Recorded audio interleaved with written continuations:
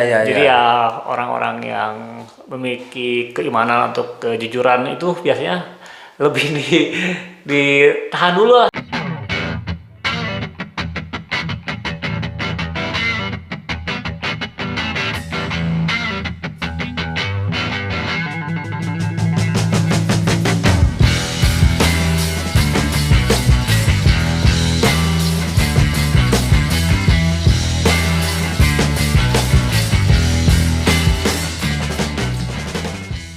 Bismillahirrahmanirrahim. Assalamualaikum warahmatullahi wabarakatuh. Masih bersama dengan Mas Karebet di Turun Ngopi. Ini adalah apapun aktivitas Anda di sore hari ini, jangan lupa minum kopi, dan apapun masalah Anda, kegiatan Anda, semuanya carilah iman sebagai solusinya. Baik, untuk hari ini kita Turun Ngopi sangat spektakuler sekali, sangat eksklusif banget, karena ini kedatangan sahabat saya yang luar biasa. Saya pokoknya ini merasa berdosa gitu. Kenapa? Karena beliau lagi sakit, itu menyempatkan diri mau hadir, katanya menepati janji gitu, karena minggu kemarin 2 minggu yang lalu itu jauh-jauh hari itu beliau bilang mau hadir untuk membantu di Turun Ngopi, mau bagi-bagi sodako kisahnya kan gitu. Tapi karena beliau lagi sakit tetap datang juga gitu. Kita sambut Pak Ferry Gunawan gitu. Oke, assalamualaikum Pak Ferry. Waalaikumsalam warahmatullahi wabarakatuh. Mohon maaf banget ini, saya surprise banget ini pas tadi datang ke sini teh. Saya kira Pak Ferry mau datang gitu, katanya kan lagi sakit. Bener, ternyata dibawa sama ini ya. Sama kaki yang kedua. Jadi sekarang bukan lagi kaki 2 ya, kaki 4 ya. Kaki 3 Pak. Oh, kaki 3. Satu lagi belum penyembuhan. Jadi kaki 3 ya gitu. Oke. Baik, Pak Ferry terima kasih banget. Gimana sekarang? Tapi kalau ini badan sehat? Badan sehat Pak, sehat. Cuma kaki kanan aja masih kaki kanan ya, itu kaki Pak. Kanan masih recovery. Itu kemarin tuh sampai berapa kali operasi itu? 2 kali operasi sih Pak. 2 kali operasi itu. Bayangin coba pemirsa, kaki dilas gitu, dilas. Betul Pak. Dilas gitu ya. Kenapa? Kecelakaan. Nanti kita ceritanya biar sambil diceritain sama beliau. Pak Ferry, gimana keluarga kabarnya? Keluarga alhamdulillah sehat. Alhamdulillah semuanya ya, putra-putra sehat semuanya. Pak Ferry aja kemarin dikasih Allah untuk istirahat gitu kan, untuk istirahat. Tentunya nanti ada hikmahnya kan dari setiap kejadian yang terjadi. Baik Pak Ferry, sekarang saya pengen nanya-nanya tentang Pak Ferry, karena kita ini sesinya kita berbagi kisah hari ini adalah untuk para kaula muda yang lagi di dunia kerja.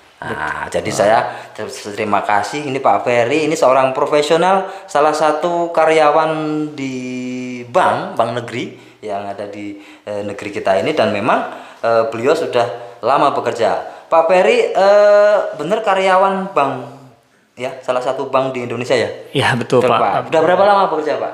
Sudah 10 tahun lebih Pak. 10 tahun lebih. Nah, saya yang inspiratifnya kemarin saya baca di biografinya 10 tahun tapi dipindahkannya 10 kali Pak, betul Pak? Alhamdulillah Pak. Kok bisa pindah 10 kali ya, segala macam, nanti kita akan tanya-tanya ya kenapa kok sampai seperti itu. Dan memang saya baca juga di biografinya, beliau ini adalah orang yang berprestasi ya. Berprestasi artinya dia tidak ini. Mungkin bisa diceritakan tentang awal-awalnya gimana sih Pak, waktu zaman sekolah sampai dapat pekerjaan sebagai profesional. Kita pengen dong itu ceritanya seperti itu. Gimana Pak? Pertama-tama saya kerja sebenarnya ada referensi Pak. Referensi ya, untuk masuk ke perbankan yang alhamdulillah itu ternyata jarak dari rumah sampai tempat kerja itu sangat dekat Pak. Masih bisa jalan kaki Pak. Ya, enak ya, masih bujangan kerja di bank terus kemudian kita dekat gitu. Ya, oke. Dari situ luar biasa lah Pak, sampai sekitar 2 tahun gitu Pak. 2 tahun ya? Iya 2 tahun. Dari situ saya dipindahkan ke tempat yang cukup jauh sih Pak. Cukup jauh gitu ya? Oke. Dari situ ya. Itu masih posisinya masih bujangan ya? Masih bujangan tuh 2 tahun Pak. 2 tahun justru pas dekat itu pas bujangan ya? Benar-benar ya kerja itu ketika pas nikah Pak. Sudah berkeluarga. Sudah nikah, ternyata dikasih ujian yang tempat biasa, kerjanya tempat kerja yang jauh gitu. Itu tempat kerja jauh itu karena mungkin ini naik jabatan atau gimana? Enggak sih Pak, kalau untuk jabatan baik karena kebutuhan organisasi lah. Kebutuhan organisasi, Manajemen mungkin ya tuntutan sendiri. profesi ya Profesi, dibutuhkan betul. dalam sebuah organisasi perusahaannya ya. Iya, Oke gitu. Itu kalau alumni yang seangkatan Pak Ferry kalau 10 tahun kerja itu kira-kira jabatan apa sekarang itu? Luar biasa nih Pak. Ada pada tinggi-tinggi Pak. Udah tinggi-tinggi ya. Ya Iya. minimal kacap lah gitu. Ya mungkin bisa Minimal jadi. kacap lah gitu, udah tahu sendiri kan. Tetapi mungkin Pak Ferry bisa berbagi juga kepada kita tentang apa itu namanya tips-tips dalam pekerjaan yang mungkin yang selama ini Pak Ferry alami kan gitu kan ya. Selama bekerja itu yang dirasakan seperti apa sih gitu? Yang dirasakan sebenarnya Dipindah-pindah sana sini gitu. yang pertama itu semangat kerja dulu Pak. Semangat kerja. Kalau dulu Oke. kan semangat kita harus melakukan yang terbaik untuk perusahaan. Betul. Wah, loyalitas. Ya royalitas tanpa batas lah. Oh iya, ibaratnya. pokoknya itu. Ya terus ya mengejar yang namanya jabatan. Dikejar-kejar. Wah, target. Oh, bener ya, namanya Betul, semua Pak. orang bekerja kan etos kerja ini mengejar juga jabatan. Iya, Betul, betul. soalnya ego manusia itu kan ingin selalu terdepan. Terdepan itu kayak salah Ternyata- satu motor itu. Di lapangan itu nggak semudah dengan membalikan telapak tangan, Betul, Pak. tidak semudah membalikan telapak tangan. Banyak poin-poin dan yang katakanlah faktor X lah Pak, Betul, ya. yang menentukan seseorang itu bisa di posisi A, B, dan C. Betul, betul. Dan mungkin kalau masa muda sih ingin segera cepat ini, tapi ternyata ada suatu momen ketika kita pasrah ikhlas itu adalah lebih nikmat ternyata Pak. Oh, setelah ikhlas itu lebih nikmat daripada Betul, naik Pak. jabatan ya. Iya. Jabatan baru itu. Jabatan orang-orang beriman itu. Ya. Jadi memang benar ya. Terus kemudian kalau saya boleh tahu, kalau Pak Ferry ini sebagai seorang profesional itu pribadi yang seperti apa sih sebenarnya? Kalau saya sih pribadinya baik Pak, kalau untuk di dunia kerja sesuai dengan SOP, Sesuai orang yang sesuai dengan tekun ya, desk, job ya, desk aja ya, betul, jadi Pak. taat, enton neko-neko gitu ya, Ya, lurus neko-neko. aja lah Pak. Lurus gitu. Tapi ketika saya ada suatu momen di mana pimpinan memiliki statement A, B, dan C, dan itu tidak sesuai dengan Beda pendapat ya. ataupun ini, saya selalu speak up dan selalu berkata saya tidak setuju dengan A dan B dan C. Bapak gitu. mah berani beda dari yang Ada lainnya beda. gitu. Mungkin ya kalau orang lain mungkin asal Bapak senang gitu Pak. Kalau saya tidak bisa itu Pak. Oh Kalau iya iya misalkan iya. emang tidak Ada sejalan. idealisme positifnya ada Pak ya Bapak. Iya, ada. Ya gitu. Mungkin tadi yang disampaikan Pak Ferry, saya sering dipindahkan, pernah nggak rasa ngeluh, saya mungkin karena punya sikap seperti ini apa ya, nah, saya biasa berbuat punya ya, karena rata-rata orang yang jujur, orang yang apa itu namanya ya sesuai dengan SOP ya, bahkan kata-katanya nggak bisa diajak kompromi segala macam gitu kan. Terus kemudian komunikasinya lo nggak ikut rame-rame, lo nggak rame lah gitu kan, gitu biasanya kayak gitu. Itu suka dipinggirkan kayak gitu. Sering merasa gitu nggak sih Pak? Banyak sih Pak, kalau untuk di dunia kerja itu kalau misalkan kita boleh jujur, ternyata poin-poin tersebut itu emang ada dan, Ada ya, dan gitu. banyak gitu Pak, orang-orang yang katakanlah lurus-lurus aja, ternyata dalam kenyataannya dia hidupnya gitu-gitu aja sih Pak. Oh, Makanya iya. ketika orang-orang yang memiliki ambisi, ego ataupun itu, dia lebih berikan kesempatan naik atau gimana gitu. Ya ya ya. Jadi ya orang-orang yang memiliki keimanan atau kejujuran itu biasanya lebih ditahan dulu lah. Dipinggirkan. Dipinggirkan dulu mungkin Pak. Kayaknya lo nggak bisa diajak bareng sama saya gitu kan, orang kan gitu. Iya, dan memang dalam dunia kerja ya seperti di luar sana dan kita alami juga memang seperti itu Pak Ferry ya. Jadi karena orang bekerja itu sebenarnya tadi how to work, bagaimana Anda bekerja itu tergantung dari why to work. Mengapa Anda bekerja? Kan gitu. Jadi bagaimana Anda bekerja tergantung daripada alasannya orang bekerja. Maka rata-rata orang bekerja itu kan ada yang didasarkan dengan materi, ada yang didasarkan dengan emosional, atau mungkin ada yang didasarkan dengan spiritual. Nah itu yang tertinggi biasanya. Tapi yang paling sering ya itu tadi materi. Ya mata tadi muncul orang bekerja keras ngejar-ngejar materi sampai lembur-lembur Pak Ferry ya, kejar-kejar gitu. Terus kemudian sampai hitung-hitungan gitu. Sampai karena apa? Ngejarnya materi. Tapi kalau kemudian kalau ada yang ABS, ada yang sifatnya dia apa itu konektivitasnya ada dengan apa atasan segala macam, sehingga dia mengandalkan yang namanya emosionalnya Pak, karena kedekatan emosi, Iya, ya betul. kan gitu, chemistry-nya ada, jadi kayaknya cocok deh kamu jadi kepala cabang, kan gitu deh. Jadi seperti itu kan, tetapi walaupun SOP dijalankan, tetapi tetap itu nggak bisa dipungkiri, pasti ada. Ada Pak. Ada ya, Ada seperti Pak. itu ya. Persepsi Terjadi itu juga nggak sama Pak Ferry? Terjadi juga Pak. Aduh, tapi yang nomor 3 Pak Ferry, kayaknya yang nomor 3 seru deh. Ini adalah ketika orang bekerja, way-nya itu spiritual. Nah, dalam buku ESQ ataupun buku-buku yang lainnya, itu semuanya sekarang mengarahkan bahwa orang sukses hari ini itu harus memiliki spiritual yang tinggi. Artinya dia harus mau mendasarkan kerjanya itu karena keimanan. Ya, Setuju, kalau Pak. ya kan, betul ya. Betul, Pak. Kalau misalnya karena keimanan, orang itu pasti akan terpacunya bukan karena atasan atau karena apa itu namanya takut nanti dikeluarkan dan seterusnya, tapi dia akan berusaha untuk outputnya itu jujur, amanah, gitu kan, sehingga ya dia tentunya akan disukai banyak orang kan gitu. Tentunya dia juga akan meraih kesuksesan. Jadi filosofi ataupun mitos ini, jujur itu hancur Pak. itu tidak akan terjadi. Kenapa? Karena di akhir cerita namanya orang jujur itu pasti mujur Pak. Iya, Gimana? betul. Betul Pak ya. Betul. Nah, mungkin Pak Ferry udah mulai ngerasain ya. Gitu. Betul. Nah, dimanapun itu seperti itu. Nah, kalau dalam pekerjaan Pak Ferry ada nggak kisah-kisah yang semacam itu Pak, ngalami atau mungkin melihat atau seperti apa? Kalau untuk melihat dan mengalami ada Pak, Ada ada ya? sekali Pak. Ketika ya karena dari mulai orang-orang yang memiliki ego materi dan apa tadi itu Pak, ekonomi ya. Nah itu banyak sekali Pak di Ya. dunia kerja itu Pak. Apalagi kalau pas acara-acara tertentu, Nah, gathering apa Ya. segala macam gitu ya. Ternyata kalau untuk dunia kerja itu persamaan emosional itu lebih Diutamakan, sih Pak. Ya. Makanya ABS itu ya penting bener. Penting di sana.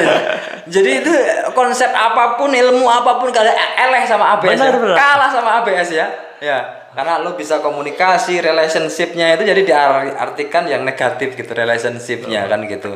Jadi kalau lo bisa ngamanin gue pasti selamat lo. Nah, kan gitu. Betul, Pak. Jadi ini semacam ini, walaupun saya yakin semua orang tidak mau seperti itu, tetapi memang ini terjadi itu di masyarakat tentang kerja. Oh ya, ngomong-ngomong tentang ini Pak, ini tongkat ini harus diceritain ini. Sejarahnya gimana ini, kok bisa kejadian itu kemarin, kemana ceritanya gimana ini? Jadi kemarin tuh pulang kerja sih Pak. Kebetulan kerjanya lumayan jauh, sekitar Jauh, 40 km Pak 40 km. dari tempat. Ya menempuh jarak 1 jam lebih Pak. 40 km udah luar kota itu. Masih di kabupaten Pak. Saya udah ke Bandung gitu. Lebih itu malah. Ya, jadi ketika itu hujan turun Pak. Posisinya pulang kerja sekitar setengah 7 malam Pak. Setengah 7 ya? Maghrib berarti ya? Iya, dari tempat kerja itu sekitar setengah 6 Pak. Setengah 6 perjalanan pulang, cuaca hujan, ketemu dengan jalan yang katakanlah tidak terlihat Pak. Karena Gelap apa? ya, hujan, gelap. Hujan, di situ ada genangan air yang katakanlah itu jalannya rata Pak. Iya, kelihatan Ternyata rata ya. Ada lubang, Ada dan lubang, akhirnya ya. perjalanan saya menggunakan sepeda motor, pelek belakang masuk, terjadilah kecelakaan Kecelakaan Pak. gitu. Nah, Terus dari situ badan terhempas ke tengah jalan Pak. tengah jalan ya? Tengah jalan, udah dari tengah jalan pasrah dan ikhlas Itu Pak. nggak ada yang lihat? Sebenarnya ada sih Pak, tapi kayaknya waktu itu kebetulan baru selesai sholat maghrib Pak. Sholat maghrib Dari ya. situ saya Hujan lagi ya. mencoba untuk mengangkat badan saya sendiri dan ternyata tidak bisa Pak. Angkat badan juga nggak Tidak kuat bisa ya. Pak. Makanya dari situ saya udah ya sudahlah, kalau emang ini waktunya saya untuk pulang, saya ikhlas Pak. Sudah kepikiran. Udah kepikiran situ sampai itu. Kalau saya meninggal, udahlah saya ikhlas gitu ya. Makanya dari situ saya tergeletaklah di tengah jalan menunggu bantuan dari orang lain dan ternyata keluar Pak, banyak orang yang menghampiri saya dan membantu saya. Oh ada ya. Tapi Ya. itu di tengah jalan kebetulan nggak ada mobil lewat ya. Alhamdulillah nggak ada Pak. Ya benar itu, kalau namanya orang kecelakaan ya udah kayak gitu. Ya betul. Udah nggak kelihatan. Tapi ada hikmah apa spiritual yang didapat dari Pak Ferry pas kecelakaan seperti ini? Nah itu saya yang luar biasanya itu tentang kebaikan Pak. Ketika kita baik sama orang dan orang itu nggak bisa membahas kebaikan kita, percayalah Pak, bahwa kebaikan itu akan kembali ke kita dengan cara Allah. Cara Allah ya, dari orang lain bagaimana? Iya. Iya, betul Pak. Betul. Ya, Nah itu kejadian ternyata ada pas saya kejadian ada sebuah mobil yang berpapasan dan membantu saya sampai ke rumah sakit Pak. diantar sampai ke rumah. Iya. Nggak kenal sama Nggak orang. kenal sama Nggak sekali. kenal, Allah. ya, subhanallah. Allahu Akbar. Di situ saya merasakan oh ternyata pertolongan Tuhan itu ada Pak. Iya. Dan memang benar-benar itu. Dan memang Di situ seperti meyakini bahwa apapun yang terjadi di kita itu kun fayakun itu adalah yang terbaik untuk kita Pak. Jadi ya nikmatin aja prosesnya. sabar dan nikah gitu sih, ya. Pak. Terus kemudian setelah mengalami kecelakaan kayak gini berarti pernah off dong nih kerja, jadi libur kan ini, jadi berapa izinnya berapa minggu? Luar biasa Pak untuk liburin dari kejadian tanggal 6 sampai masuk awal minggu kedua bulan Januari Pak. Jadi saya sekitar libur sebulan lebih lah Pak. Iya, sebulan lebih. Sebulan lebih. Istirahat 2 minggu di rumah sakit. Iya. 2 minggu di rumah sih Pak. Gak enak juga ya istirahat di rumah sakit. Nah betul Pak. Walaupun di rumah sakit dengan pelayanan yang katakanlah makan minum. Iya, VIP ya. Tetap Pak. Tetap gak enak ya. Gak enak Pak. Makanya jangan mau sakit ini malah pengen itu katanya saya pengen semua dilayani. Mau kamu di rumah sakit saya bilang. Gitu ya benar. Kan gak enak. Kebanyakan orang beriman itu menginginkan sakit karena apa Pak? Karena di saat sakit itu dosa kita diampuni. Iya itu betul. mungkin Ya. yang katakanlah orang-orang beriman itu di saat sakit pun dia nikmati gitu, Nikmat, Pak. betul ya. Jadi orang-orang beriman itu nggak ada ruginya. Ya, Kalau betul, kata ini nggak ada matinya orang-orang beriman gitu. Kenapa? Ketika diuji dia bersabar, ya kan? betul, Pak. Ketika dia diberi kelebihan dia bersyukur. Jadi arek diuji, arek diberi kelebihan dia pahala jeung pahala dapatnya. Maka tidak akan pernah rugi orang yang beriman gitu. Nah, setelah ini Pak Ferry setelah sekarang ini kan sekarang udah kerja lagi nih berapa minggu terakhir baru ini? 2 minggu Pak, 10 2 hari. minggu ini udah mulai bekerja lagi. Jadi gimana? Ada perubahan kah tentang pekerjaan setelah 2 minggu ini? Alhamdulillah ada Pak yang dulunya mengejar jabatan lah, materi dan segalanya. Setelah kejadian kemarin pun ternyata yang terbaik untuk kita itu sudah Allah siapkan Pak. Betul, ya. Dengan caranya dan qadarullah ternyata ini yang terbaik gitu loh Pak Ya, untuk betul, saya betul. jalani. Ya. Dan prosesnya pun yang ternyata saya harus ditempatkan di tempat yang jauh. Jauh tadinya ya. Ternyata ada suatu Kejadian ini saya alhamdulillah ditempatkan di tempat yang di tempat tinggal sekarang. Dekat dengan tempat tinggal. Alhamdulillah. Nah, itu kan siapa yang tahu gitu segala macam kayak gitu. Tadinya dilempar sana lempar sana. Sekarang balik lagi ke asalnya kan gitu. Maka poin utamanya kan itu adalah nikmat mana lagi yang kau dustakan kan gitu benar ya. Jadi ini kan benar-benar apa itu namanya pertolongan Allah ya. Pertolongan Allah dan memang kadang-kadang kita kalau mengikuti yang namanya takdir Allah itu seperti apa sih? Ya kan takdir Allah ini kadang-kadang kan kalau ada yang bilang takdir Allah itu kejam segala macam, justru takdir Allah ini akan membawa kepada yang namanya kebaikan buat kita. Nah, buktinya kan Pak Ferry sekarang dilempar 10 tahun lebih dilempar sana lempar sini sekarang balik lagi ke tempat yang ini dan ini mudah-mudahan ini selamanya di sini Pak, nggak usah jauh-jauh gitu, doakan dan buat para ini buat Pak Kaca biar di sini biar tetap di sini dekat dengan dan akhirnya sekarang semangat kerjanya bukan lagi karena apa itu namanya tadi materi atau emosional, tapi benar-benar karena dilandasi keikhlasan, kesabaran, jauh dijalani, dekat apalagi kan disyukuri dan mudah-mudahan dengan rasa syukur ini maka Allah akan ditambah nikmatnya. Amin. Ya kan ditambah nikmatnya la in sakartum la azidannakum wala in kafartum inna adzabil syadid ya. Jika engkau bersyukur maka akan kutambah nikmatmu. Jika engkau ingkar maka siksaku azab Allah itu lebih pedih. Maka kita sebagai orang-orang beriman tuh enjoy aja Pak Ferry gitu. Pak prosesnya. Nikmatin prosesnya gitu. Jadi mencek Ustaz Epita nih ya hatori cenah. Nikmati perjalanannya hidup asih tong ribu cenah. Ini ya hatori kan gitu. Nah, Pak Ferry terakhir ini pesan buat teman-teman yang sedang jadi profesional di luaran sana yang masih semangatnya masih ABS gimana? Pesannya buat netizen. Pesan saya sih selalu memiliki rasa iman Pak di dalam jiwa dan hati. Hendaknya bekerja didasarkan dengan iman. Nah itu dia Pak, karena kalau berdasarkan dengan emosional, materi itu nggak akan ada habisnya Pak. Nggak ada habisnya. Mau betul. sampai kapanpun ya namanya perusahaan ya tetap di bawah-bawahan Pak jadinya. Iya, betul. Jadi ya kalau misalkan dengan iman dia akan merasakan nikmat yang luar biasa Pak. Betul ya. Karena dimanapun dia berada dia akan memiliki nilai positif terhadap lingkungannya Pak. Betul, itu akan membawa karena iman itu mau nggak mau mengajak kita untuk selalu ingat dengan nilai-nilai kebaikan. Nah, makanya orang yang beriman itu banyak jaminannya dari Allah. Itu kan makanya kemarin juga di materi-materi ataupun di part yang lainnya banyak yang kita undang juga mereka tersadar setelah mengalami sesuatu. Betul, Pak. Ya kan? Titik nol, klimaksnya mengalami udah nggak bisa berkutik lagi antara hidup dan mati baru lah dia sadar gitu.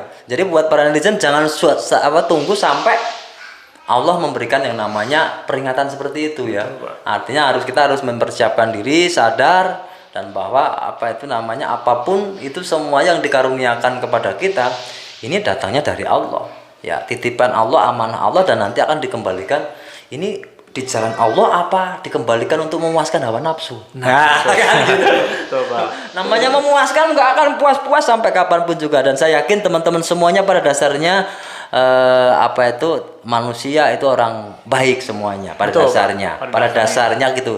Tinggal kita mengelolanya gitu. Itu jadi apakah hawa nafsu yang kita kedepankan atau keimanan ya untuk mengisi yang namanya kolbu atau hati kita. Baik Pak Ferry, terima kasih ini udah hadir nih loh. Sini sore-sore ini saya tadi bener-bener surprise matak nanti teman-teman nanti biar ada yang nganterin lagi pokoknya ini. Siapa? Ini saya mohon maaf sekali dan saya terima kasih sudah berbagi dan mudah-mudahan teman-teman yang stay tune di channel Turun Ngopi semuanya bisa mengambil yang namanya hikmah dari cerita yang disampaikan Pak Ferry berbagi tentang kisah seperti ini dan memang benar apa yang disampaikan Pak Ferry tadi dan sekali lagi teman-teman semuanya tetap stay tune di Turun Ngopi ya jangan lupa dukung kami dengan subscribe ya jangan lupa like, komen dan share ke teman-teman semuanya agar kami tetap bersemangat untuk lagi menginspirasi teman-teman dengan cerita-cerita yang berdasarkan dengan keimanan dan dihadapi oleh teman-teman semuanya di luar sana. Baik, itu saja yang saya sampaikan untuk malam hari ini. Kita turun dulu untuk nambah kopi. Ini Bapak udah pesan kopi apa teh? Ngeteh Pak. Kita turun dulu. Assalamualaikum warahmatullahi wabarakatuh.